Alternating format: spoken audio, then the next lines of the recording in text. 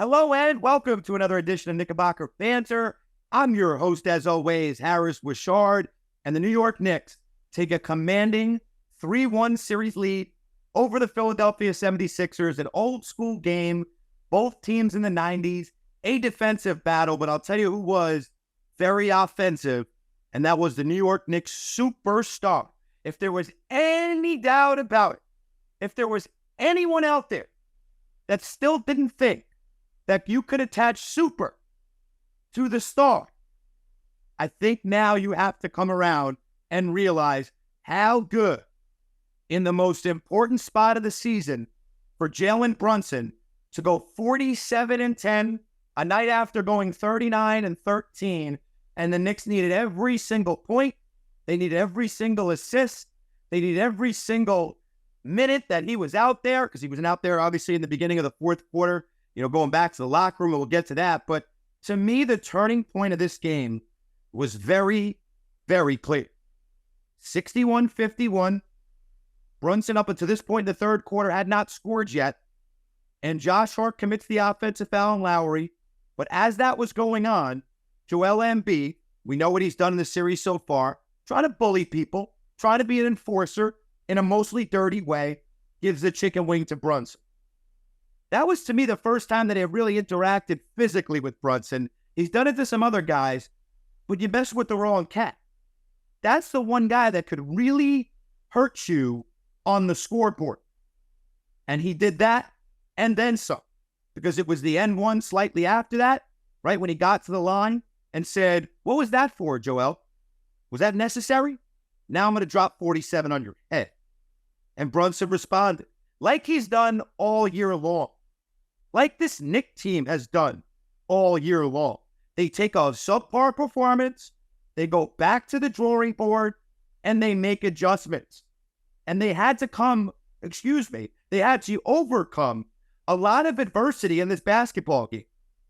We find out before the tip, no Mitchell Robinson. In the first quarter, down goes Bogdanovich. They're left with 7 guys. Precious Achiuwa's number is called.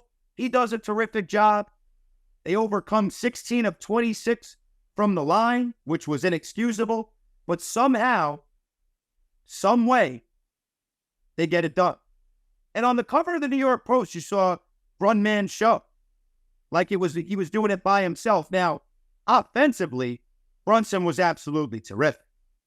But the true reason why the Knicks buckled down and won this basketball game was because of the defensive effort.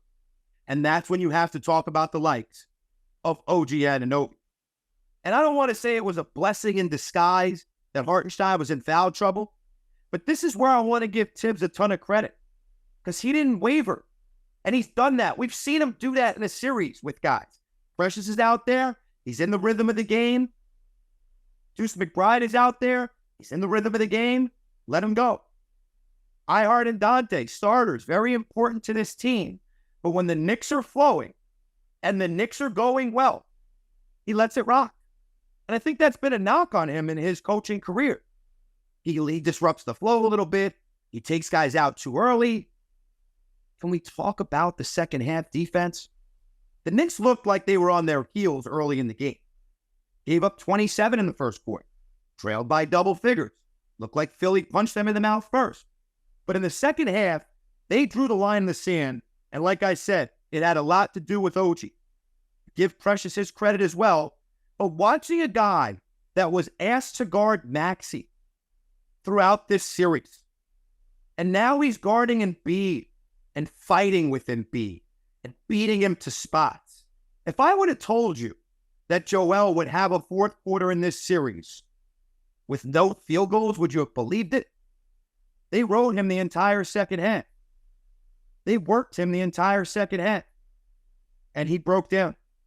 And a lot of that had to do with a Knick that was acquired at the middle of the season, a Knick that is now 24-4 since they acquired him. Something ridiculous. That number just continues to get out of control. And even few losses when Brunson and OG are together. But it was so fun to watch this Knickerbocker team hold Philly to 16 fourth quarter points. 16. And Anunoby, who I've pleaded with to be more aggressive offensively, dunking with Embiid making a business decision, finishing through contact, 16 points, 14 big rebounds, 3 blocks. The play that really sticks out to me, and this really defines who he is as a player. He got the loose ball, right? Someone ripped it from Embiid. Knicks got the loose ball, but then Kelly Oubre stole it back. But then OG blocked it. It was like he just doesn't give up on the play, and that's very contagious for this Knicks team right now. And then look at the game that Josh Hart had. He was 0 for 7 from the field, and you could honestly say he dominated at times. Give him his flowers as well, as we have throughout the entire series. But how many winning plays could one individual make? At the rim to beat Batum. At the rim to beat Tobias Harris. All of that with foul trouble. Josh Hart picked up his 5th foul. And anybody who's ever played basketball before knows when you pick up your 5th foul, it's hard to play as aggressive as you normally do.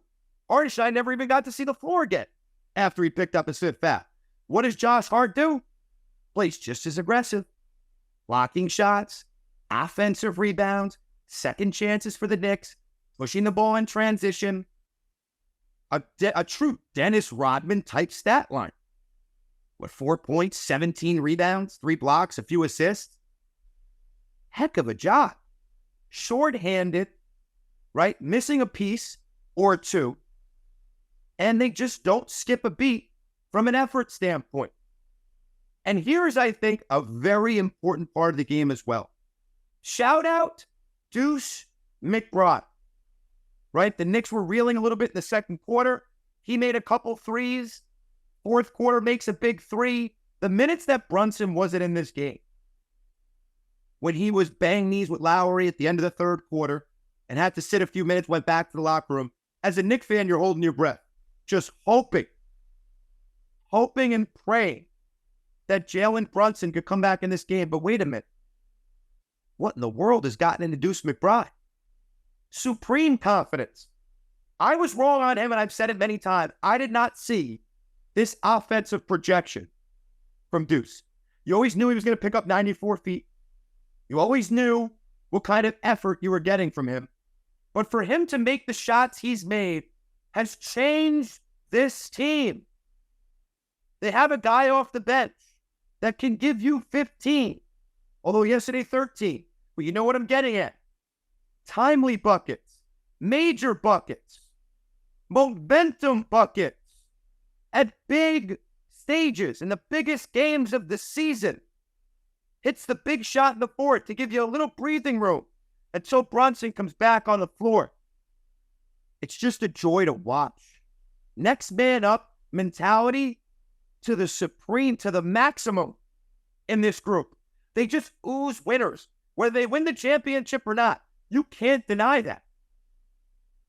You can't deny what they built here. Precious Achiuwa is a great example. You know how hard it is to not play in game 1, not play in game 2, not know if you're going to play in 3 or 4, and then play the entire fourth quarter of, most likely the biggest game of the season, and have 3 blocks in the fourth quarter, 1 sending Embiid's jump shot into the 9th row. Kudos to him and McBride. And even a guy like DiVincenzo yesterday, right? Didn't shoot the ball well. Knicks down 9, 7, I think, at the time. DiVincenzo 2 big threes in the third quarter. Whenever someone's number is called, they have to be ready to come through. And that's what this Knicks team is about. Don't worry about taking somebody's leg out. Don't worry about getting worked up in the nonsense. Produce. Defend. Control what you can control. In the first half, the Knicks were getting out-nicked. Hustle. They were losing the battle on the glass. Losing points in the paint. They go into the locker room, things change. And that's why Tibbs has done such a good job this year. Coming out of the locker room, that was trouble for the Knicks. If you remember early in the year, they weren't a good third quarter team. They weren't a good second half team on adjustments and coming out of the locker room. That's gotten a lot better. The switch went off. And Anunoby has something to do with that, and the way they changed their roster has something to do with that. But now you look ahead to Game 5. Finish them. I don't have a lot to preview on that one yet. The Knicks have not closed out a series at home since 1999. It's been 25 years since the Garden faithful could celebrate a playoff series win. Please don't let this go back to Philadelphia. Finish them.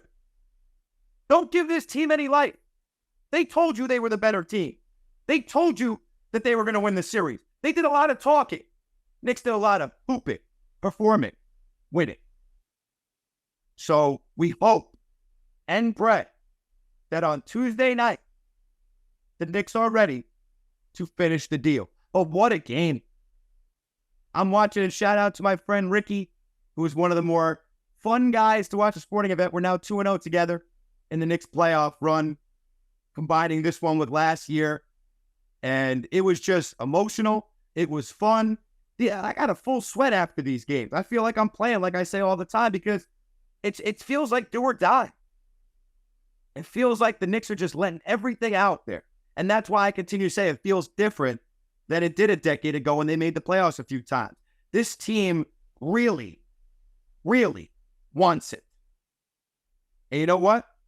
How could you doubt them at this point? We've heard all the critics. We heard Tibbs yesterday say it. No one thought that we could rebound with Josh at the 4. We're the best rebounding team in the league. No one thought Jalen was a 1A, a leader, a top guy. He's proven that. The Knicks got the chip on their shoulder. They're playing these games like it's the last basketball game of their lives. It's so fun to follow. It's so fun to watch. Let's move on to the next round. Let's finish this deal. Let's not give them any hope or life. That's got to be the mantra heading into Game 5. This is it. Home crowd, although nothing has really truly felt like a road game so far. But your home crowd, the ticket expenses and amounts are out of control. But you'll have a packed MSG no matter what. And that crowd's going to be hungry all over Embiid all night, as they should, and ready to move on to the second round. We'll be with you throughout. It's been such a fun ride. As I say at the end of every show, I appreciate it. Again, enjoyable. And we just have to really not take this run for granted and really get behind this team and go as far as they take us. Talk to you soon on the Banter.